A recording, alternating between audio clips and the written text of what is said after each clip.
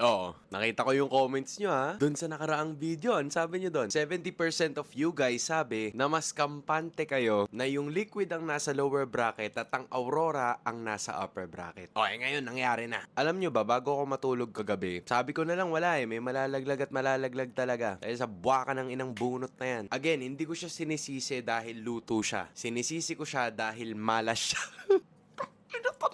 Pero meron lang akong kabilin-bilinan para sa ating dalawang PH representatives. Para sa Aurora, please, parang awa nyo na. Huwag kayong bababa ng lower bracket kahit anong mangyari. Pangatawanan nyo to, okay? Pangatawanan nyo yung aspirations ng karamihan na PH versus PH ulit. Kung kailangan yung talunin yung alter ego tsaka yung SRG sa loob ng isang araw, go! Basta wag na wag kayong bababa. Inchendes? Ngayon para naman sa liquid, boys, Golden Road. Kapitan nyo na lahat ng pwedeng kapitan. So bali ganito, ibababa sa inyo ng Rora yung SRG, ibababa sa inyo yung alter ego, ibababa sa inyo lahat ng mga demonyo sa MLBB. Maglaban-laban kayo dyan sa mundo ng mga halimaw. Pero dapat kayo lalabas na malakas para Pinas ng malakas. Okay ba yan? Punta kaya ako sa Indo, pre. MPL, baka naman. Ano ba sponsor nila? Ay, Realme, baka naman. Paliparin nyo naman ako. Tang magkakilanlan na kami. Dapat pinalipad nila ako dun. Ako na lang bumunot eh. Pag ako bumunot dun, hanapin ko talaga Pilipinas, pre. Tapos paghiwalayin ko. Good luck, boys. Good luck.